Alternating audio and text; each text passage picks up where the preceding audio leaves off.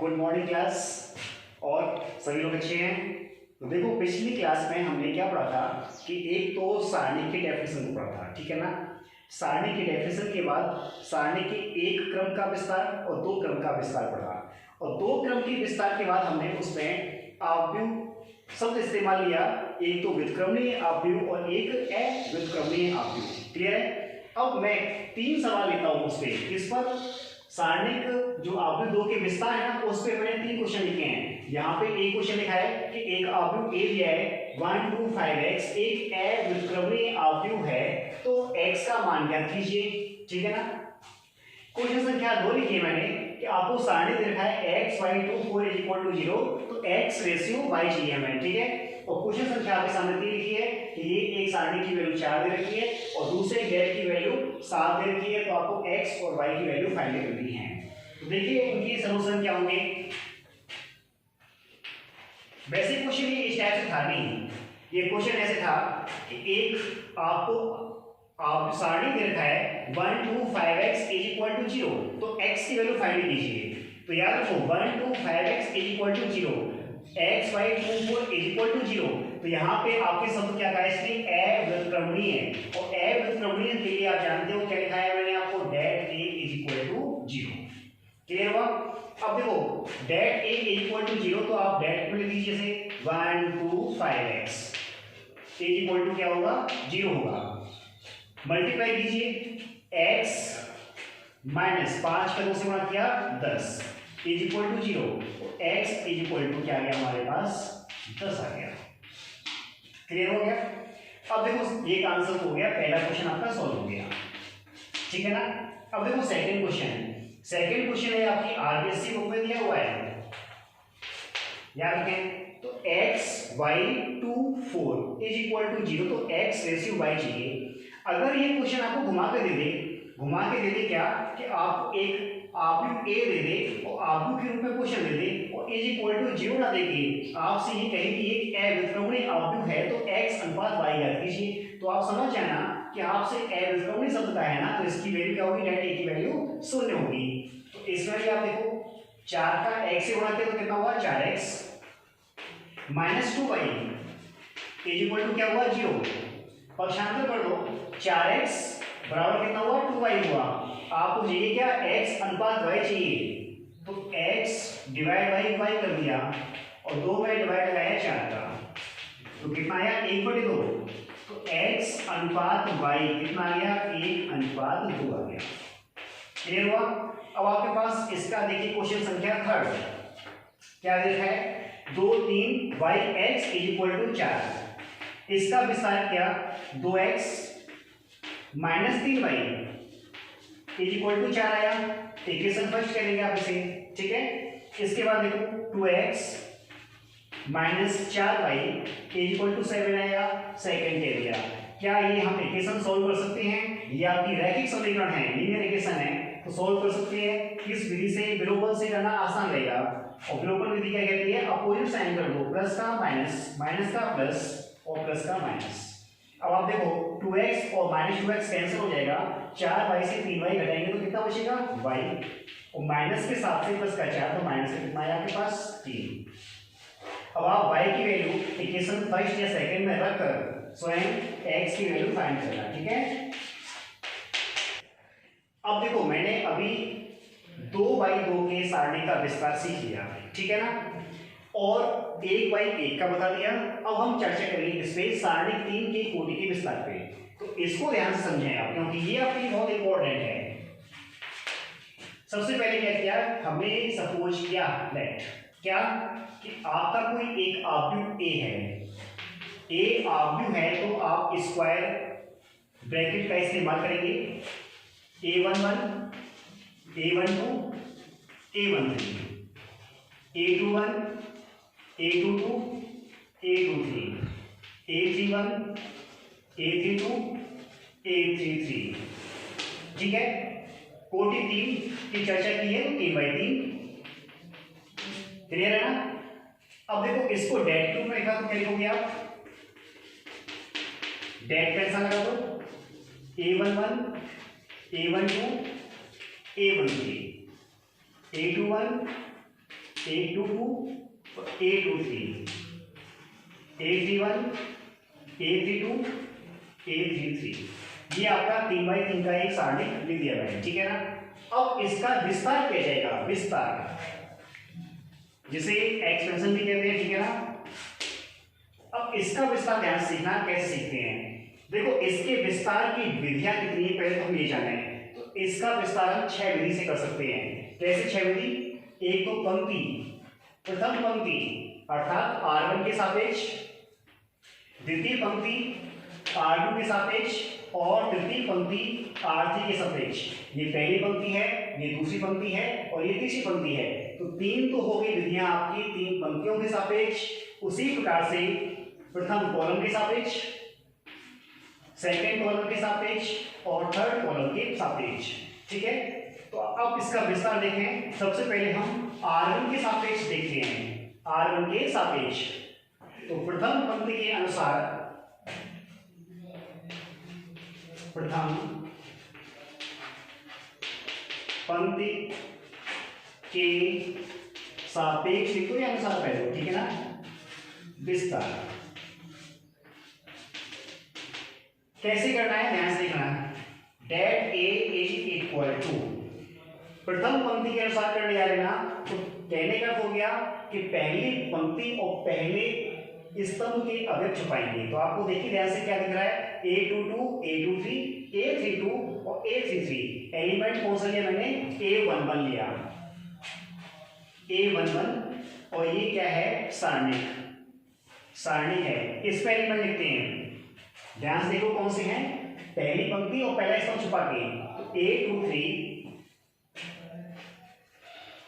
और A22 था, A22 A23, उसके बाद A32 और A33। क्लियर हुआ? दूसरा हम क्या एलिमेंट लेंगे? A12 लेंगे, क्योंकि प्रथम पंक्ति के सारे एलिमेंट हमें लेने हैं। तो पहला ले लिया। अब दूसरा एलिमेंट, दूसरे एलिमेंट क्या कहता है? पहली रो सेकंड कॉलम, पहली रो पहली पंक्ति और सेकंड कॉलम के एलिमेंट छुपाए जाएंगे। लो इस तरह से मैंने किया, ठीक है ना। तो क्या लिखा? A12 माइनस आएगा यहाँ पे, A12 माइनस क्यों आएगा ये बता दूंगा आपको, ठीक है ना। पहले एक बार देखो आप क्या एलिमेंट आएंगे। A21 A23 A21 A23 और A31 और A33, ठीक है। देखो जैसे पहली पंक्ति और दूसरे स्तंभ A21 A23 A31 A33, ये आपको दिख रहे होंगे पीछे। अब तीसरा एलिमेंट कौन सा है? A13 में क्या आएगा? पहली पंक्ति और तीसरा स्तंभ छुपा लिया जाएगा। तो A21 A22 A31 A32। देखो फिर से देख लो, क्योंकि विस्तार आपको बहुत ध्यान से सीखना है।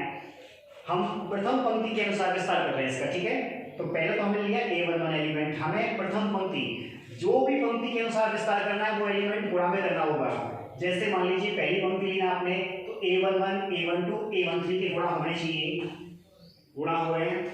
दूसरा, अगर मान लीजिए आपसे कह दे कोई कि प्रथम स्तंभ के अनुसार बताइए, तो A11 A21 A31 के एलिमेंट से मल्टीप्लाई होते हैं। अगर कोई कहे R3 के सापेक्ष बताइए, तो A31 A32 और A33 के विस्तार आपके होंगे, ठीक है। अब देखो कैसे होंगे। A11 पहली रो पहला कॉलम, पहली रो और पहले कॉलम के element A22 A23 A22 A23 A32 A33, ये लिखा है मैंने। अब देखो माइनस का चिन्ह लगाया मैंने, अभी आपको क्लियर करूंगा कि माइनस क्यों आता है। A12 लिया, पहली row second column A21 A23 और A31 A33, और उसके बाद पहली पंक्ति और तीसरा आपके स्तंभ है क्या? A21 A22 A21 A22 और A31 A32 आपका लिखा हुआ है। क्लियर हुआ? अब देखो ये तो आपके उपसारणिक हैं, आगे चर्चा करेंगे इनकी और जान लो। इनको हम उपसारणिक कहते हैं। क्या कहते हैं? उपसारणिक, ठीक है। ये तो आपने 2x2 का विस्तार देखा था अभी। A11 इसका ऐसे multiply A22 A33 minus A23 into A32, इसका मल्टीप्लाई इससे माइनस इसका इससे, माइनस का A12 ये इंटू A21 A33 माइनस और A23 का A31 से A23 A31 प्लस A13 इसका इससे multiply A21 A32 minus A22 into A31। अब इन कंडीशंस को हल करके हम 3/3 के सारणिक का मान निकालते हैं। ठीक है, बोलो यहां तक सब क्लियर हुआ। अब आप देखिए आगे पॉइंट, मैंने आपको कहा था कि यहां पे माइनस का चिन्ह क्यों आया और यहां पर प्लस का क्यों आया, यहां पर प्लस का क्यों आया। क्या सभी जगह ऐसे आएंगे या किस टाइप से आएंगे, समझे यहां पे। देखो जो आपको संख्याएं दिख रही है ना A11, ठीक है, A12 A13 ये संख्याएं आपकी सफिक्स में लिखी हुई हैं। ठीक है ना, यदि इन संख्याओं का योग जो सफिक्स में संख्याएं लिखी हुई हैं इनका योग सम संख्या हो, 1/1 कितना है, सम है, 1 और 2 क्या है, विषम है, इनका योग करना है संख्या का, और 1 3 क्या है, 1 और 3 4 हो गया, सम है। यदि इनका योग सम हो तो उसके पूर्व प्लस का चिन्ह और विषम हो, साफ लिख देता हूं विषम है यहां पे, विषम हो तो उसके पूर्व माइनस का चिन्ह आएगा। क्लियर हो गई बात कि अगर सफिक्स में लिखी हुई संख्याएं का योग प्लस में हो, प्लस किया जाए और सम में हो तो क्या आएगा, चिन्ह प्लस का आएगा, प्लस का आएगा, और अगर उसके पूर्व चिन्ह माइनस का आ जाए तो किसका आएगा, विषम आएगा। ठीक है ना, अब आप ध्यान से देखो यहां पे जिस मैंने डेट की बात की है A11 A12 A13, तो पहली बात तो हम यहां क्लियर कर देते हैं कि इसकी चिन्ह प्रॉपर्टी क्या होगी। देखना चिन्ह प्रॉपर्टी इसकी मैं यहां समझा देता हूं। एक बार कोई C1 C2 हटा दिए मैंने, क्योंकि आप विस्तार जब करोगे ना, मान लो कहीं सेकंड पंक्ति के अनुसार विस्तार किया तो आपको चिन्हों में कोई समस्या नहीं आ जाए।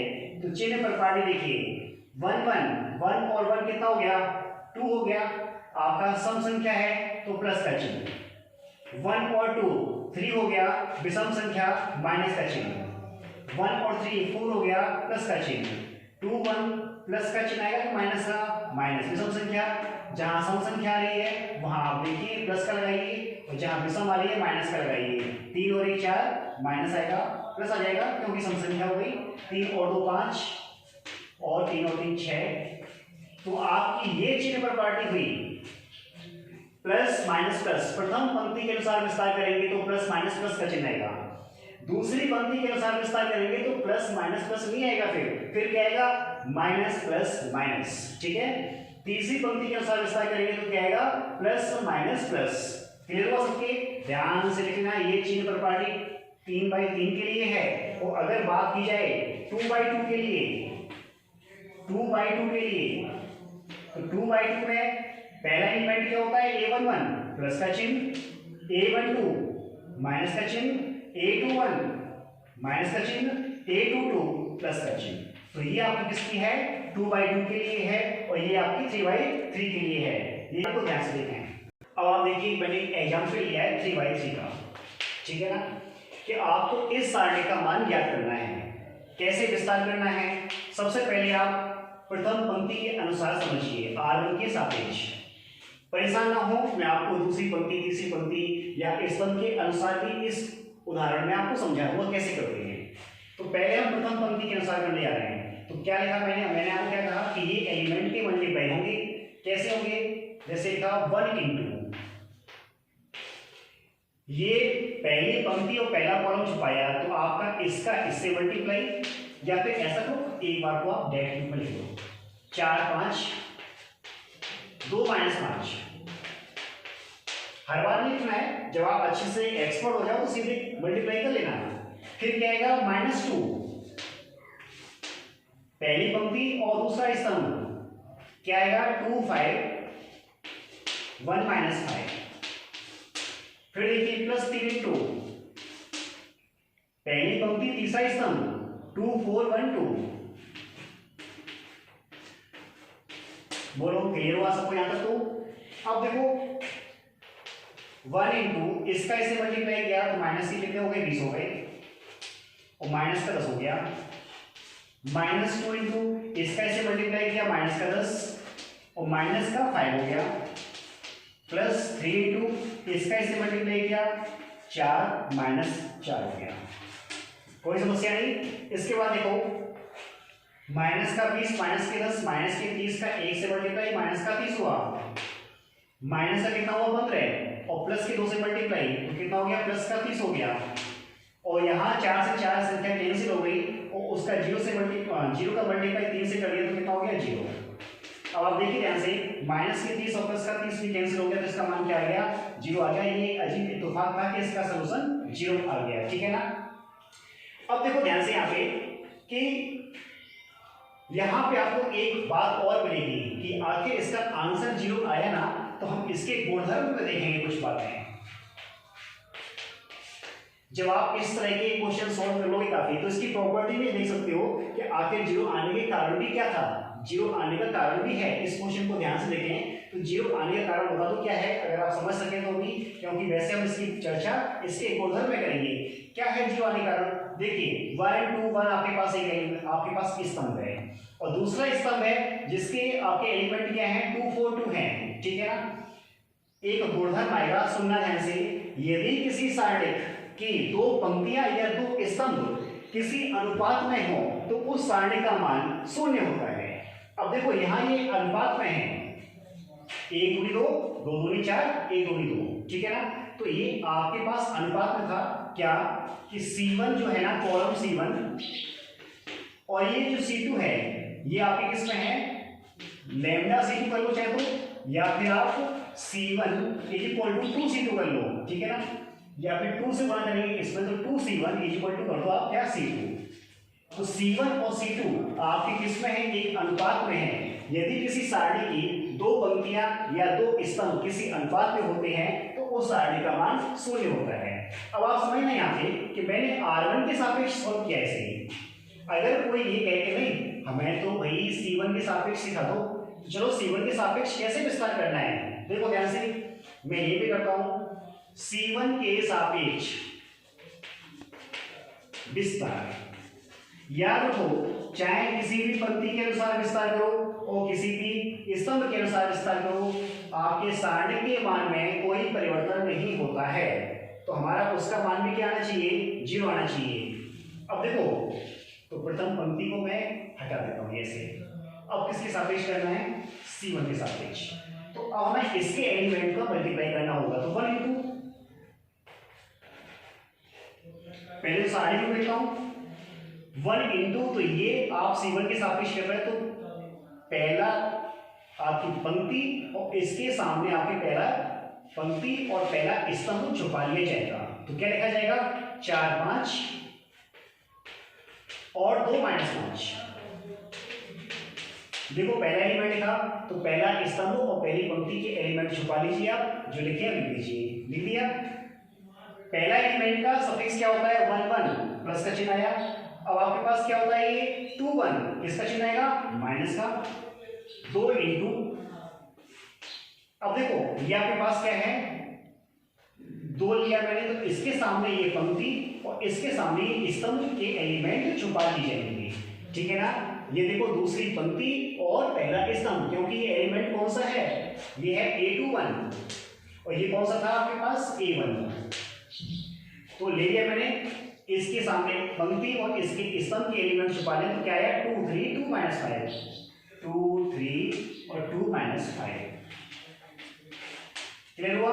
अब मैंने कौन सा लिया, ये एलिमेंट कौन सा है, A31, तो आपके पास कौन सी आएगी, तीसरी पंक्ति और पहला स्तंभ, आपके पास तीसरी पंक्ति और पहले स्तंभ के एलिमेंट छुपाएंगे। तो लिखना क्या है, 3 1 में इसका चिन्ह आएगा, प्लस का आएगा, कितना है 1 इंटू। देखो तीसरी पंक्ति और पहले स्तंभ के एलिमेंट छुपा लें तो कितना दिख रहा है, 2 3 4 5, 2 3 4 5। आज विस्तार को अच्छे से प्रैक्टिस करना है, क्योंकि 3 बाई 3 के विस्तार की हमें काफी आवश्यकता पड़ेगी। गुणा किया, एक का मल्टीप्लाई होते रहेगा, माइनस का 20 और माइनस के 10 कितने हो गए, माइनस के 30 हो गए। अब तो सीधे गुणा कर रहा हूं, ठीक है, -2 इंटू -10 लिख देता हूं और माइनस का 6, ठीक है, प्लस 1 इंटू 5 का 2 से गुणा किया 10 माइनस 4 का 3 से गुणा किया 12। अब देखो माइनस का कितना हुआ, 30 हुआ, और 10 और 6 कितने हो गए, माइनस के 16 गुणा 2 कितने हो गए, 32, प्लस के 32 हुए। यहां देखें 10 माइनस 12 माइनस का 2 का गुणा 1 से किया तो माइनस का कितना हुआ, 2 हुआ, -30 और -2 माइनस का 32 और प्लस का 32 इज इक्वल टू 0। तो आप देखो कि आप किसी भी माध्यम से इसका विस्तार करें, चाहे r के सापेक्ष चाहे c के, तो आपके सारणिक के मान में कोई परिवर्तन नहीं होता है, सेम मान आपके पास आता है। अब आप देखो मैं आपके सामने एक एग्जाम्पल, फर्स्ट मान लो इसे, ये सेकंड कह दो, ये थर्ड कह दो, 3 एग्जाम्पल आपके सामने हैं। क्या है उदाहरण ये कि आपको देखो ध्यान से कि किस टाइप का लिखा है मैंने, ये क्या कोई आप की डेफिनेशन को परिभाषित करता है क्या? यहाँ तो मैंने सारणिक मान लिख दिया, ब्रैकेट लगा दूंगा ना तो यहाँ भी बन जाएगा। क्या डेफिनेशन करता है कि मुख्य विकर्ण के अवयव के नीचे के अवयव शून्य हो, तो उसे याद है हम ऊपरी त्रिभुजाकार आव्यूह कहते थे। चलो सेकंड देखो, मुख्य विकर्ण के अवयवों को छोड़कर शेष अवयव शून्य हो, उसे हम क्या कहते थे, विकर्ण आव्यूह। और थर्ड देखिए, ये आप बता सकते हैं कि कैसा आव्यूह है, हालांकि मैंने सारणिक मान लिखा है इसका 0 2 5 -2 -5 0 6 -6 0। वैसे जब आव्यूह में जाए अगर हम इसका ब्रैकेट लगा देंगे ना तब तो ये बन जाएगा विषम सममित। तो यहाँ पे ये है विषम सममित सारणिक, ठीक है ना। अब देखो यहाँ पे इनके विस्तार करते हैं, तो इनके विस्तार के आप रूल समझें। क्या कि आपको किसी भी पंक्ति में या किसी भी स्तंभ में 2 शून्य मिल जाएं तो आप उसी के सापेक्ष विस्तार कीजिए। देखो ध्यान से, 2 शून्य हमें कहाँ मिल रहे हैं, पहले स्तंभ में मिल रहे हैं, तो जब हम इसका विस्तार करेंगे तो 1 इंटू पहली स्तंभ और पहली पंक्ति को छुपा लीजिए, तो इसका मल्टीप्लाई किससे किया, 5 का 7 से कितना हो गया, 35 हो गया, माइनस आपके पास 0 हो गया, ठीक है। अब दूसरा एलिमेंट ये -0 लिखने की आवश्यकता नहीं है, +0 आपको पता है कि ये 0 हो जाएंगे, तो कितना आ गया, 35 हो गया, ठीक है ना। ये तो हमने इसका विस्तार किया, थोड़ा सा टाइम लगाया ना। अब इसी को हम शॉर्टकट मेथड से देखो, यदि आपका कोई भी आव्यूह एक त्रिभुजाकार आव्यूह दिया हो, त्रिभुजाकार शब्द इस्तेमाल किया है, चाहे वो ऊपरी त्रिभुजाकार हो और चाहे वो निम्न त्रिभुजाकार आव्यूह हो, तो सीधे आप विकर्णों के अवयवों का गुणनफल कर दीजिए।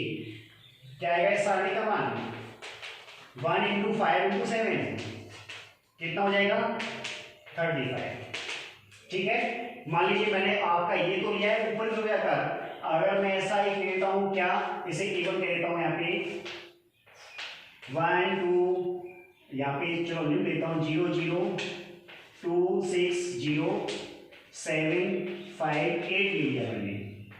तो आपको इसका विस्तार करना है, लो सीधे मल्टीप्लाई कीजिए, 1 इंटू 6 इंटू 8 कितना हो गया, 48, ठीक है। तो आपको इसके एक्सप्रेशन करने की आवश्यकता नहीं है, गुणधर्म सीधे देखो कि अगर आपका कोई चाहे आव्यूह हो ऊपरी त्रिभुजाकार हो या फिर निम्न त्रिभुजाकार हो, सीधे डायगोनल के एलिमेंट्स का मल्टीप्लाई कीजिए, उसका एक्सप्रेशन आ जाएगा। सेकंड एग्जांपल देखिए, क्या लिखा हुआ है, ये कौन सा आव्यूह है। अगर मैं बात करूं यहाँ पे ब्रैकेट लगा दूंगा तो ये एक आपको कौन सा आव्यूह बता रहा है, विकर्ण आव्यूह, ठीक है ना। तो इसे कहेंगे हम विकर्ण सारणिक।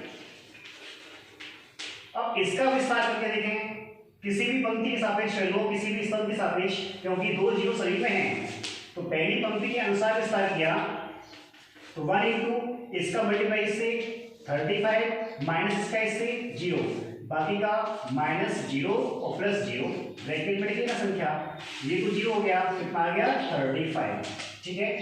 अगर इसको हम डायरेक्ट करें ना तो क्या आएगा, 1 इंटू 5 इंटू 7 35, क्या गुणधर्म है इसका कि यदि कोई आपका विकर्ण सारणिक हो तो उसके विकर्ण के अवयवों का मल्टीप्लाई कर लीजिए, आपको सारणी का मान प्राप्त होगा। जैसे मैंने एग्जाम्पल और लिया 1 0 0 0 7 0 0 0 8 ले लिया, सीधे मल्टीप्लाई 1 इंटू 7 इंटू 8 कितना आ जाएगा 56, तो लो आपका सीधे मान आ गया। ठीक है, एग्जाम्पल 2। अब देखिए एग्जाम्पल 3, अगर मैं इसमें ब्रैकेट लगा दूं तो ये बन जाएगा विषम सममित अवयव, लेकिन ब्रैकेट नहीं डैश लगाया हुआ है तो क्या बन गया ये सारणिक, विषम सममित सारणिक। ठीक है, विषम सममित अवयव में जाए तो हमारे पास डेफिनेशन थी कि उसके पहली बात तो हमारे मुख्य विकर्ण के अवयव शून्य हुआ करते थे और एक गुणधर्म हुआ करता था वहां पे ए का ट्रांसपोज माइनस ए के इक्वल आ जाए तो हम उस अवयव को विषम सममित अवयव कहते थे। अब जब आप इसका विस्तार करोगे तो इसका विस्तार का मान भी क्या आएगा, इसके विस्तार का मान शून्य आएगा। विस्तार करते हैं 0 इंटू इसका इसे मल्टीप्लाई 0 हुआ, मैं प्रथम पंक्ति के अनुसार विस्तार कर रहा हूं। ठीक है, 0 और माइनस माइनस प्लस हो जाएगा 36, तो 0 से 36 छोड़ देंगे, माइनस का 2 इंटू ये जाएगा -2 का किया 0 से 0 और -5 का किया 6 से 30, तो वहां पे आएगा प्लस का चिन्ह यहाँ पे 30। ठीक है ना, और प्लस 5 लिया मैंने, ये रो एक और इसका इसे मल्टीप्लाई किया तो कितना हो गया प्लस का 12 हो गया और माइनस का 0 छोड़ दिया। 30 का 2 से उल्टा गुणा किया मैंने, कितना आया माइनस का 60 आया और प्लस का 12 गुणा 5 किया कितना आया 60 आया, देखो 0 आया। तो याद रखिए यहां से गुणधर्म से याद रखिए कि विषम सममित सारणिक का सारणिक जो मान होगा सदैव क्या होगा 0 होगा। क्लियर हुआ? तो आज के आप जो पॉइंट है ना मैंने जो आपको बताए हुए हैं, एक तो सारणी की डेफिनेशन, सारणी की डेफिनेशन के बाद उसके सारणी का मान निकालना, कोटि 1 कोटि 2 कोटि 3 का विस्तार, कोटि 3 का विस्तार में ध्यान से देखना, कुछ क्वेश्चन सॉल्व किए जो आपकी एक्सरसाइज के थे। अच्छा, एक लास्ट पॉइंट और देख लो कि सारणिक और अवयव, हम क्या है ना कि सारणिक और अवयव पढ़ तो लेते हैं पूरा, लेकिन इसमें अंतर ढूंढना मुश्किल हो जाता है। थोड़ा सा अंतर देख लो कि सारणिक में सदैव मैंने क्या लिखा था कि पंक्ति और स्तंभों की संख्या समान होगी, लेकिन अवयव किसी भी टाइप का हो सकता है, पंक्ति स्तंभों की संख्या समान भी हो सकती है और नहीं भी, तो इसमें कई टाइप होते थे इसके। क्लियर हुआ? सारणी का एक संख्यात्मक मान निश्चित होता है, यूनिक नंबर होता है, लेकिन अवयव में ऐसा नहीं होता है। तो इसके 2-3 ये आपके अंतर हैं, वो भी आप देख लेना। और मैंने आज कुछ ये जैसे कि विकर्ण अवयव का और ये आपके दोनों डायवर्स के और इस विषम सममित सारणी का मान सोल्व करवाया है, तो इनके गुणधर्मों के अनुसार करना है। बाकी की इसकी प्रॉपर्टीज की बातें हम अब कल करेंगे नेक्स्ट क्लास पे। Thank you.